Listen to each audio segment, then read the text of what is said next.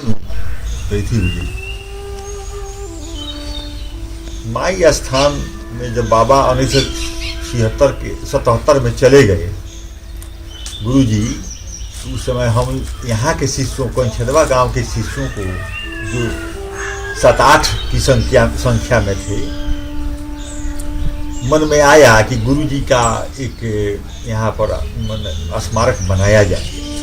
इसमें 3 प्रमुख थे, मैं था, पवन कुमार सिंह, उपेंद्र सिंह और धीरेन्द्र नारायण सिंह। ये तीनों ने मिलकर के हम लोगों ने वहाँ पर कुछ निर्माण करना चाहा। उसके लिए आर्थिक कमी महसूस होती थी, तो हम लोगों ने चंदा वगैरह सोचा कि बटोर करके ही काम करेंगे। फिर माई स्थान को भी चलाना था, वहाँ के हवन पद्धति को रखना था, वहाँ के सामूहिक समझिए कि एक भोज होता था। उस भोज में कुत्ते को खिलाया जाता था, कौवे को खिलाया जाता था और गरीब लोगों को खिलाया जाता था। लेकिन बाद में धनी गरीब दोनों उस भोज में सम्मिलित हो गए।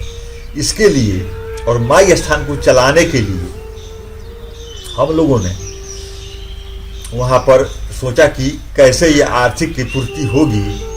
तो मैंने वहाँ के एक नवरात्र में अनाउंस किया गांव वालों को कि 1 मुट्ठी चावल अपने भोजन, जो 10 परिवार है, 5 परिवार है, जो भोजन के लिए बनाया जाता है, उसमें से 1 मुट्ठी चावल निकालिए। ऐसा नहीं कि 1 मुट्ठी चावल ज़्यादा डालिए कि माई स्थान के लिए निकालना है, ऐसा नहीं।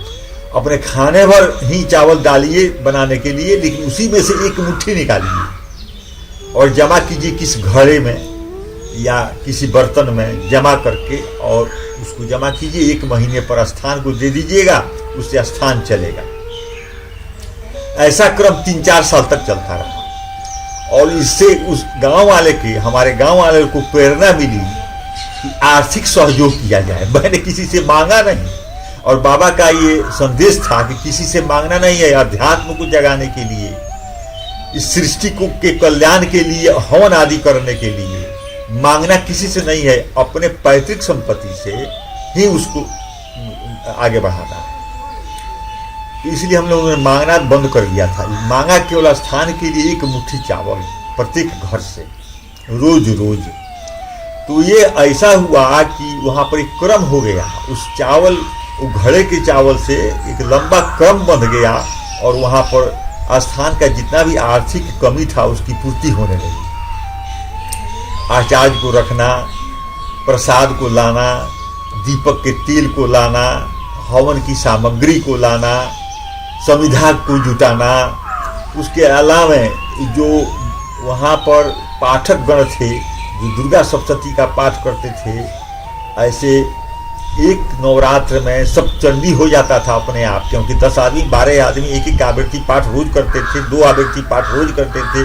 तो अपने आप सप्तचंडी आज तक होता है वहाँ पर, आज तक सप्तचंडी हो जाता है। तो हवन सामग्री तो चाहिए।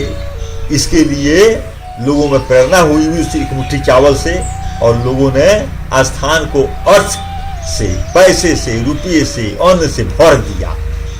रोज वहाँ पर नवरात्र में तो रोज रोज भोजन बनता है शाम में। बाबा का ये नियम था कि दिन भर उपवास करना है और रात में भोजन कर लेना है। पाठ पूरा करने के बाद रात में भोजन कर लेना है, क्योंकि 9 दिन तक उपवास रह करके शक्ति की पूजा तुम लोग नहीं कर सकोगे। हम लोगों को उन्होंने उपदेश दिया था कि शक्ति की पूजा शक्ति सहित ही किया जाता है। शरीर निर्बल हो जाएगा तो शक्ति की पूजा नहीं होगी, क्योंकि शक्ति का जो कृपा बरसता है उसको शरीर में रोकने के लिए शरीर को बलवान होना चाहिए। कमजोर शरीर से वो कृपा धारण नहीं होगा। इसलिए उन्होंने ये उपदेश दिया कि रात में भोजन कर लेना है, सेंधा नमक मिला करके, दाल और चावल जिसमें मसूर का दाल न हो, बैगन की सब्जी न हो, ऐसा करके उन्होंने ये उपदेश किया। और उपदेश करने के बाद उन्होंने बताया, इस चीज़ को बताया कि ऐसा ही भोजन करना है रात में। बाबा तो स्वयं फास्टिंग कर लेते थे, लेकिन हम विद्यार्थियों के लिए उस समय हम लोग गृहस्थ हो चुके थे।